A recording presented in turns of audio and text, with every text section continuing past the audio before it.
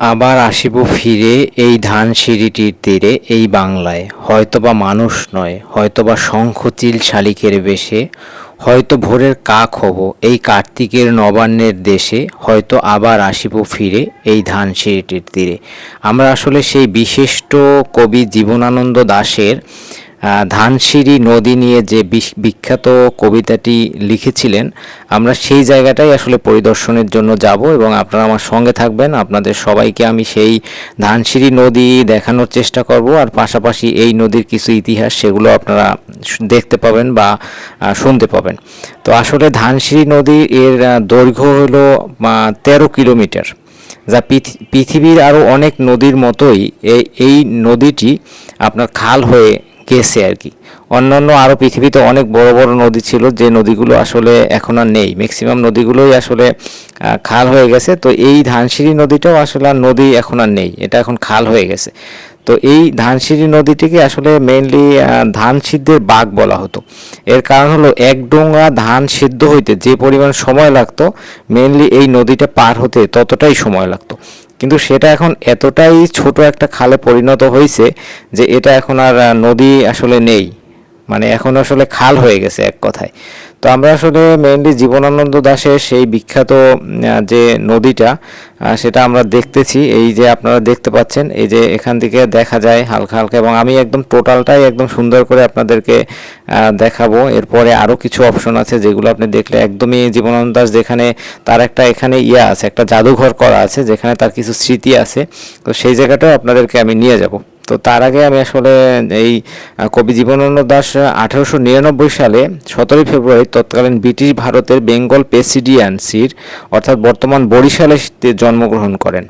এবং তার আসলে তার কৃতিত্বের কথা আর না বললেই না, কারণ সে যে আমাদের এই বিশেষ করে যে ধানসিঁড়ি নদী প্লাস আপনার দক্ষিণ বাংলার কিছু রূপ বৈচিত্র্য, কিছু বিখ্যাত জিনিসগুলো সে আসলে সবসময় তুলে ধরেছে। তো এখানে আসলে সব নিয়ে যদি আপনি বলেন তাহলে একটা মানে অন্যরকম একটা পরিবেশ এখানে মানে সৃষ্টি হয়েছে। আমরা সেই জায়গাটাই যাব যে জায়গাটায় তার আসলে সেই চরণভূমি, এবং যেখানে সে মেইনলি যেখানে মানে বসতো, এবং ওখানে একটা খুব সুন্দর একটা জাদুঘরের মতো করা আছে, যে জায়গাটা আপনারা দেখলে আপনাদেরও অনেক ভালো লাগবে, এবং সেখানে বসে ধানসিঁড়ি নদীটা খুব সুন্দর করে দেখা যায়।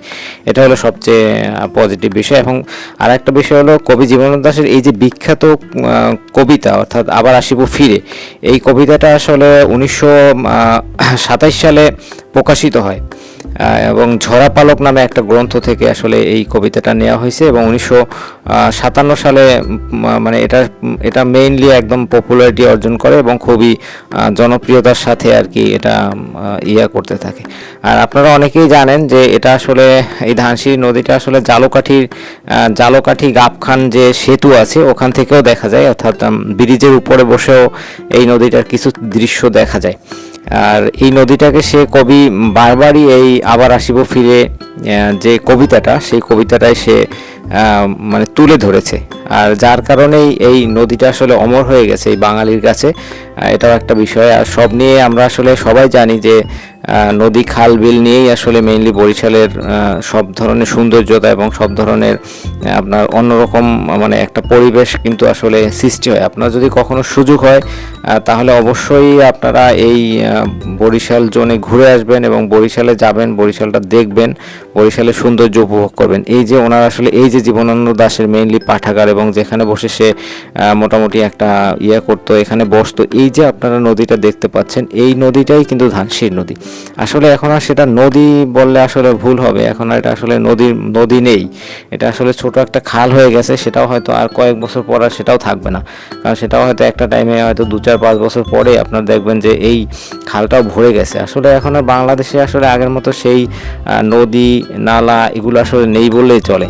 এখন আসলে এমন হয়ে গেছে যে মানে আমাদের যে নদীমাতৃক যে একটা দেশ, সেই দেশটার নদীর অস্তিত্ব আস্তে আস্তে বিলীন হয়ে যাচ্ছে। যেমন পদ্মা, মেঘনা, যমুনা এগুলো যে ব্রিজ হয়ে গেছে, বিশেষ করে পদ্মা সেতুতে হওয়ার কারণে পদ্মা সেতুটাও কিন্তু, পদ্মা সেতু যে নদী, পদ্মা নদীও কিন্তু ভরে গেছে। তো এইটা আপনি দেখেন, যেখানে আগে ছিল এটা একটা টোটাল একটা অর্থাৎ এক ডোঙ্গা ধান সিদ্ধ হতে কিন্তু প্রায় 1 ঘন্টার মতো সময় লাগছে।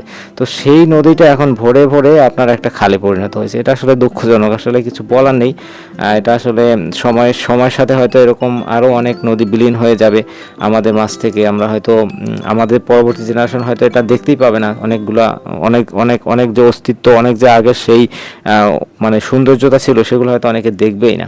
তো আমার সাথে ভিডিওতে থাকার জন্য আপনাদেরকে অনেক অনেক ধন্যবাদ। নেক্সটে আরও কোনো ভিডিও নিয়ে দেখা হবে। সম্ভব হলে আমার চ্যানেলটা সাবস্ক্রাইব করবেন এবং আপনারা দেখবেন। নেক্সটে কোনো ভিডিও নিয়ে আপনার সাথে দেখা হবে।